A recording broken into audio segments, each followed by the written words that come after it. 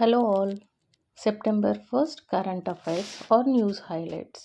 ఈ video PDF కావాలనుకునే వాళ్ళు నా టెలిగ్రామ్ ఛానల్లో ఉంది. టెలిగ్రామ్ ఛానల్ లింక్ డిస్క్రిప్షన్లో ప్రొవైడ్ చేశాను. ఫస్ట్ న్యూస్, అరేబియన్ సీలో సైక్లోన్. ఏ టాపిక్ అయినా మన వీడియోలో ఫస్ట్ ఫ్యాక్చువల్ థింగ్స్ చూద్దాం, దెన్ టెక్నికల్ థింగ్స్లోకి వెళ్దాం. బికాస్ ఫ్యాక్చువల్ థింగ్స్ అనేవి కాంపిటేటివ్ ఎగ్జామ్స్కి చాలా ఇంపార్టెంట్ అనమాట, హై స్కోరింగ్ కూడా. సో ఈ సైక్లోన్ ఫ్యాక్చువల్ థింగ్స్ ఏంటంటే, దీని నేమ్ వచ్చేసి Asna, ASNA. Cyclone name Asna. Next దీన్ని ఏ కంట్రీ ఇచ్చింది అని అంటే పాకిస్తాన్. కంట్రీ ఇవ్వడం ఏంటి అనుకుంటున్నారా? జనరల్గా సైక్లోన్స్ వచ్చిన ప్రతిసారి రొటేషన్ బేసిస్లో ఒక్కొక్కసారి ఒక్కొక్క కంట్రీ నేమింగ్ ఇస్తుందన్నమాట. ఇది IMD ప్రిస్క్రైబ్ చేసిన నామ్. సో అలా ఇప్పుడు పాకిస్తాన్ మనకి ఈ అస్నా అనే నేమ్ని సజెస్ట్ చేసిందనమాట. సో ఈ అస్నా వల్ల మనకుండే కాన్సిక్వెన్సెస్ ఏంటి అంటే, సౌత్ ఇండియాకి, వెస్ట్ ఇండియాకి మన గవర్నమెంట్ ఆఫ్ ఇండియా హై అలర్ట్ని అనౌన్స్ చేసింది. సో ఇప్పుడు మనం పర్టిక్యులర్ ప్రజెంట్ సిచ్యువేషన్లో సౌత్ ఇండియాకి డబల్ ఎఫెక్ట్ అని చెప్పుకోవాలి. డబల్ ఎఫెక్ట్ ఏంటంటే, ఆల్రెడీ బే ఆఫ్ బెంగాల్లో ఉన్న లో ప్రెషర్ వల్ల south India, particularly eastern coast of ఇండియాకి హెవీ రెయిన్స్ వస్తున్నాయి. అవి మనం ఇప్పుడు విట్నెస్ కూడా చేస్తున్నాం. ఇది సరిపోదన్నట్టు ఎక్స్ట్రాగా సైక్లోన్ అస్నా వల్ల మనకు ఆల్రెడీ హై అలర్ట్ అనౌన్స్ అయింది. సో సౌత్ ఇండియా అనేది ఫ్లడ్డింగ్తో సఫర్ అవుతుందన్నమాట ప్రజెంట్. అయితే ఈ అరేబియన్ సీలో 1976 తర్వాత, అంటే ఆల్మోస్ట్ 48 ఇయర్స్ తర్వాత ఆగస్ట్ మంత్లో ఫస్ట్ టైం సైక్లోన్ వచ్చిందనమాట. First time. Please note it, very important for the exams. అదేంటి 48 ఇయర్స్లో సైక్లోన్ రాలేదా అంటే, ఎస్ రాలేదు. ఎందుకు అంటే, అరేబియన్ సీలో సైక్లోన్ ఫామ్ అయ్యే కండిషన్సే లేవు. అసలు ఏమేం కండిషన్స్ కావాలంటే, ఫోర్మోస్ట్ కండిషన్ వచ్చేసి సర్ఫేస్ వాటర్. సర్ఫేస్ వాటర్ అంటే ఉపరితలం జలాలు. వీటి యొక్క టెంపరేచర్ వచ్చేసి 26 degrees సెల్సియస్ ఉండాలి. కానీ 26 or 26.5 degrees సెల్సియస్ ప్రిసైజ్గా మాట్లాడుకుంటే. సో ఈ అరేబియన్ సీలో ఉండే వాటర్ అనేది ఈ 26 degrees సెల్సియస్ కంటే చాలా తక్కువ ఉంటుందన్నమాట. సో ఇవి ఎలాంటి సిచ్యువేషన్లో కూడా సైక్లోన్ని ఫామ్ చేయలేవు. నెక్స్ట్, అరేబియన్ పెనిన్సులా నుంచి డ్రై విండ్స్ వస్తాయన్నమాట. ఎక్కడికి? మన అరేబియన్ సీకి. ఈ డ్రై విండ్స్ కూడా సైక్లోన్స్ని ఫామ్ చేయలేవు అరేబియన్ సీలో. సో ఎలాంటి సిచ్యువేషన్లో కూడా అరేబియన్ సీలో సైక్లోన్స్ వచ్చే ఛాన్స్ చాలా చాలా తక్కువ. ఎప్పుడు? ఆగస్ట్ మంత్లో. అయితే మరి 1976 సైక్లోన్ ఎలా వచ్చింది అని అంటే, అప్పుడు 1976లో మన ఇండియాలో ఉన్న ఒరిస్సా రాష్ట్రం, అక్కడ లో ప్రెషర్ ఏరియా డెవలప్ అయింది. ఓకే, ఆ లో pressure area north west and western part of India గుండా, అంటే వాయవ్య దిశగా ట్రావెల్ చేస్తూ అరేబియన్ సీకి రీచ్ అయిన తర్వాత అది సైక్లోన్గా ట్రాన్స్ఫార్మ్ అయింది. అక్కడి నుంచి అలాగ వెస్ట్వర్డ్ వెళ్తూ ఒమన్ కోస్ట్ దగ్గర, please do look at Oman Coast once, ఎందుకంటే అది అడిగే ఛాన్స్ చాలా ఎక్కువ ఉంది. ఆ ఒమన్ కోస్ట్ దగ్గర కల్మినేట్ అయిందనమాట. ఏది? 1976లో వచ్చిన సైక్లోన్ అరేబియన్ సీలో. అయితే మన ఎక్స్పర్ట్స్ ఏమంటున్నారంటే, ఎప్పుడూ రాని అరేబియన్ సీలో కూడా సైక్లోన్స్ని మనం విట్నెస్ చేస్తున్నాము అని అంటే, దానికి మెయిన్గా పొల్యూషన్, ఎక్స్ట్రీమ్ పొల్యూషన్ ఒక కారణం అని వాళ్ళు చెప్తున్నారు. అది not only for any natural disaster వీళ్ళు పొల్యూషన్ని ఒక కారణంగా చెప్తున్నారు, and that is true also. Next, anthropogenic causes, మనం హ్యూమన్ బీయింగ్ చేసే కాసెస్ అనమాట. నెక్స్ట్, ఇండస్ట్రియలైజేషన్ అందరికీ తెలుసు. Fossil fuel consumption. Next global warming. So ఇదనమాట. ఈ రీజన్స్ యొక్క డీటెయిల్స్ అవన్నీ చాలా కాన్సెప్ట్స్ ఆర్ చాలా సబ్జెక్ట్స్లో మనం చదివి ఉంటాము. ఇప్పుడు వీడియో చాలా లెంతీ అవుతుంది కాబట్టి ఇక్కడికి స్టాప్ చేస్తున్నాను. సో ఒక ఫ్యాక్చువల్ అండ్ యాడెడ్ ఇన్ఫర్మేషన్ ఏంటంటే, విండ్ స్పీడ్ కనుక 52 to 61 kmph ఉంటే అది లో ప్రెషర్ ఏరియా డెవలప్ అయింది అని అర్థం అనమాట.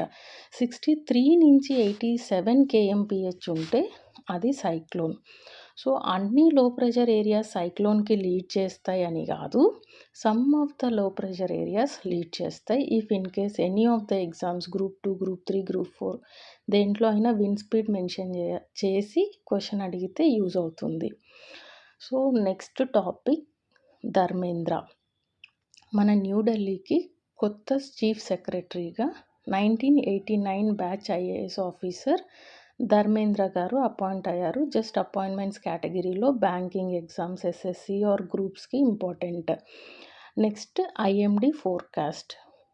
ఈ ఐఎండి ఫోర్కాస్ట్ని పర్టికులర్గా ఏ ఎగ్జామ్లో అడగరు, బట్ దీన్ని మనం ఎందుకు చదువుతున్నామంటే, if it is in our brain, మనం ఏదైనా అసర్షన్ రీజనింగ్ టైప్ ఆఫ్ క్వశ్చన్స్ని అటెంప్ట్ చేయడానికి చాలా ఈజీగా ఉంటుందన్నమాట. లైక్ ఫ్లడ్డింగ్ అలాంటివి, లేకపోతే వాటి మీద essays or question and answers రాసినప్పుడు మనం ఎక్కడో దగ్గర మెన్షన్ చేసుకోవచ్చు అనమాట. సో మన ఐఎండి ఈ ఇయర్కి సెప్టెంబర్లో కూడా అబోవ్ యావరేజ్ రెయిన్ఫాల్ ఉంటుంది అని ఫోర్కాస్ట్ చేసింది. పాస్ట్లో చూసినట్లయితే ఆగస్ట్లో కూడా 15% ఆడ్ అబోవ్ రెయిన్ఫాల్ ఉంది అని ఫోర్కాస్ట్ చేసింది, and it is like that only. So August రెయిన్ఫాల్లో ఒక ఇంపార్టెంట్ థింగ్ ఉంది. నార్త్ వెస్టర్న్ ఇండియాలో 253.9 kilometres that is metres of rainfall ఉందన్నమాట. ఇది ఏంటి స్పెసిఫిక్ థింగ్ ఏంటంటే 2001 తర్వాత నార్త్ వెస్టర్న్ ఇండియాలో ఇంత హెవీ రెయిన్ఫాల్ ఎప్పుడూ రాలేదు. So this is the point you can quote in any of the examinations. దీనికి ప్రొవైడెడ్గా ఇప్పుడు సైక్లోన్ హస్నా కూడా north west India or Arabian సీలో వచ్చింది కాబట్టి కొంచెం ఇంపార్టెంట్. సో యాక్చువల్ థింగ్ ఏంటంటే, IMD director general Mrityunjay Mahapatra garu. Name చాలా ఇంపార్టెంట్. గ్రూప్ 3, గ్రూప్ 2 ఎగ్జామ్స్లో అడిగే ఛాన్సెస్ చాలా ఎక్కువ అన్నమాట. Mrityunjay Mahapatra. So national news అయితే that's all for today. Now Telangana specific news. తెలంగాణలో టూరిజం సర్క్యూట్ అనేది ఇప్పుడు చాలా ఎక్కువగా వింటున్న న్యూస్. సో టూరిజం సర్క్యూట్లో ఏంటి అంటే 4 ప్లేసెస్: ఫణిగిరి, నేలకొండపల్లి, నాగార్జున సాగర్, హుస్సేన్ సాగర్. సో ఈ 4 ప్లేసెస్ని టూరిజం సర్క్యూట్లో ఇంక్లూడ్ చేశారు. ఈ 4 ప్లేసెస్నే ఎందుకు అనంటే, ఈ 4 ప్లేసెస్కి కామన్ థింగ్ ఒకటి ఉందన్నమాట.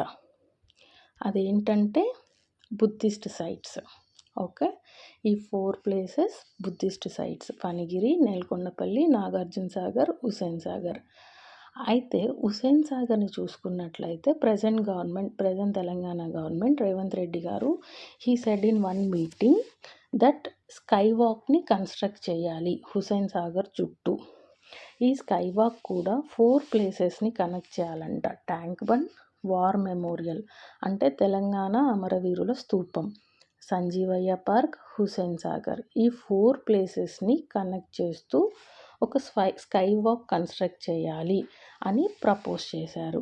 నెక్స్ట్ ఈ స్కై వాక్ యొక్క షేప్ని కూడా చెప్పారనమాట. సర్కిల్ షేప్లో ఉండాలి అని చెప్పి ఈ 4 ప్లేసెస్ని కనెక్ట్ చేస్తూ సర్కిల్ షేప్లో ఉండాలి. Places are very very important for Telangana exams, any exams, groups exams or SI or any exams.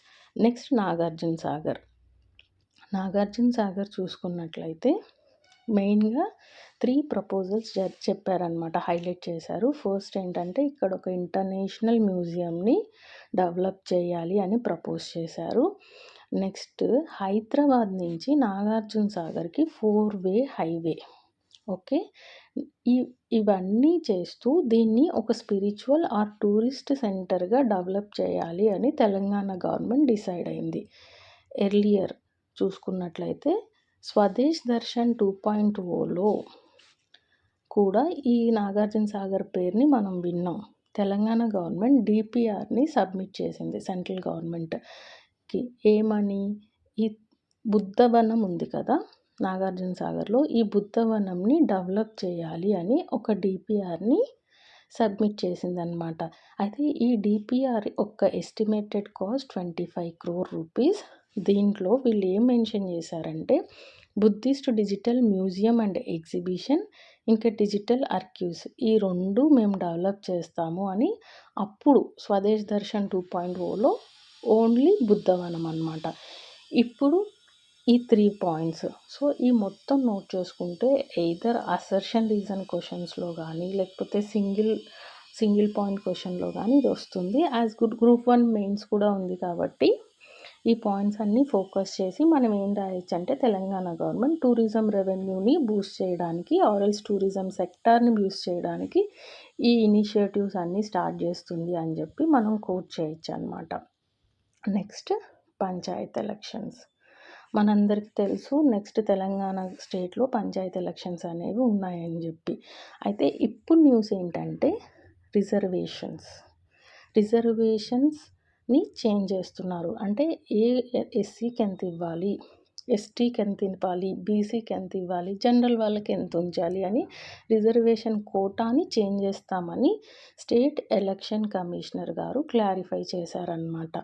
So state election commissioner ఎవరు అనేది కామెంట్ సెక్షన్‌లో కామెంట్ చేయండి. ప్రెజెంట్ ఎవరు అనేది. సో ఇప్పుడు ఇది ఎందుకు న్యూస్‌లో ఉంది అనంటే లాస్ట్ 2 ఎలక్షన్స్‌లో ఇది అన్‌చేంజ్డ్ అనమాట. ఎందుకు అన్‌చేంజ్డ్ అంటే లాస్ట్ గవర్నమెంట్ కేసీఆర్ గారు ఒక లా ఆర్ యాక్ట్‌ని చేశారనమాట. సో ఇది 10 years చేంజ్ అవ్వలేదు. తెలంగాణ ఫామ్ అయిన 10 yearsకి ఫస్ట్ టైం మనకి రిజర్వేషన్ అనేది చేంజ్ అవుతుంది. ఫ్యాక్చువల్ థింగ్స్ గ్రూప్ 4 ఎగ్జామ్‌లో అడిగారు. గ్రూప్ 1లో కూడా ఒకసారి అడిగారు. లైక్ మొన్న రీసెంట్‌గా జరిగిన గ్రూప్ 1లో కూడా అడిగారు. నార్థన్ మోస్ట్ కాన్స్టిట్యుయెన్సీ ఏంటి తెలంగాణలో అని. సో గ్రూప్ 3 వాళ్ళు ఈ క్వెషన్ ఎక్స్పెక్ట్ చేయొచ్చు. ఎందుకంటే కరెంట్ న్యూస్‌లో ఉంది కాబట్టి.